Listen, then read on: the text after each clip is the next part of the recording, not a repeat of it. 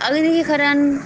بیت الخلاء کے احکام، یہ جو ہمارے گھروں میں واش رومز ہوتے ہیں ان کے یہاں پہ احکام یہاں پہ بتا رہے ہیں۔ 53 مسئلے میں کہہ رہے ہیں کہ انسان پر واجب ہے کہ پیشاب اور پخانہ کرتے وقت اور دوسرے مواقع پر اپنی شرمگاہ کو ان لوگوں سے جو مکلف ہوں، یعنی کہ سمجھدار ہوں، خواہ وہ ماں اور بہن کی طرح اس کے محرم ہی کیوں نہ ہوں، اور اسی طرح دیوانوں اور ان بچوں سے جو اچھے برے کی تمیز رکھتے ہوں، چھپا کر رکھے۔ لیکن بیوی اور شوہر کے لیے اپنی شرمگاہوں کو ایک دوسرے سے چھپانا لازم نہیں ہے۔ ہاں، بیوی اور شوہر کا جو ایک رشتہ ہے اس میں آپ کو کوئی بھی شرط عائد نہیں کرتا خدا، کیونکہ جو ہے وہ ایک الگ مسئلہ ہے، ٹھیک ہے۔ لیکن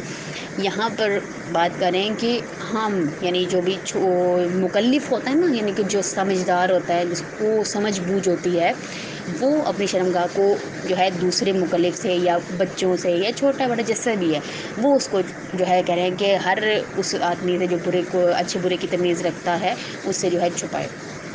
یہ دیکھیے کہہ رہے ہیں کہ 54 میں اپنی شرمگاہوں کو کسی مخصوص چیز سے چھپانا لازم نہیں ہے۔ مثلاً اگر ہاتھ سے بھی چھپا لے تو کافی، یعنی اب ایک کچھ اور یعنی ہے ہی نہیں ہمارے پاس، مطلب پہلے زمانوں میں کپڑے وغیرہ نہیں ہوا کرتے تھے، لوگ اپنے جسم کو کس طرح چھپاتے تھے، پتوں کے ذریعے چھپاتے ہوتے تھے۔ لیکن اب تو انسان کے پاس لباس ہے پہننے کے لیے، تو کہہ رہے ہیں کہ اس کے لیے اپنی شرمگاہوں کو کسی مخصوص چیز سے چھپانا جو ہے وہ لازم نہیں ہے، ہاتھ سے بھی چھپا لے تو تب بھی کافی ہے۔ کہہ رہے ہیں کہ 55 مسئلے میں کہہ رہے ہیں پیشاب یا پخانہ کرتے وقت احتیاط لازم کی بنا پر بدن کا اگلا حصہ یعنی پیٹ اور سینہ قبلے کی طرف نہ ہو، اور نہ ہی پشت قبلے کی طرف ہو، ٹھیک ہے۔ نہ پشت ہونی چاہیے اور نہ اگلا والا حصہ، اپنے مطلب باتھ رومز ایسے بنے ہونے چاہیے کہ نہ ہماری اس سائڈ پہ جو ہے وہ بیک سائڈ ہو، نہ جو ہے فرنٹ سائڈ ہو، ٹھیک ہے خیرن۔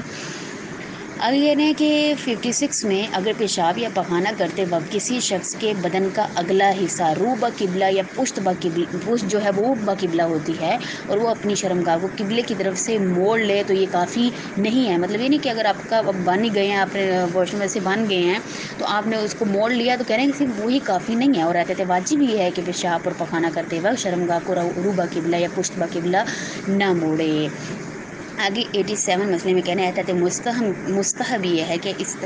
استبراء کے موقع پر جس کے احکام بعد میں بیان کیے جائیں گے، نیز اگلی اور پچھلی شرمگاہوں کو پاک کرتے وقت بدن کا اگلا حصہ رو بقبلہ یا پشت بقبلہ نہ ہو۔ یعنی کہ کہہ رہے ہیں کہ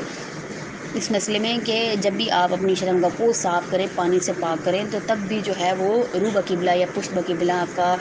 بیٹھنا جو ہے وہ مکروہات میں آ جاتا ہے، ٹھیک ہے خیرن۔ یا مطلب یہاں پہ بتائے ہوئی کئی بار جو ہے وہ توضیح المسائل میں کہا جاتا ہے کہ حرام، یعنی اتنا مکروہ ہے کہ وہ حرام تک پہنچ جاتا ہے، ٹھیک ہے۔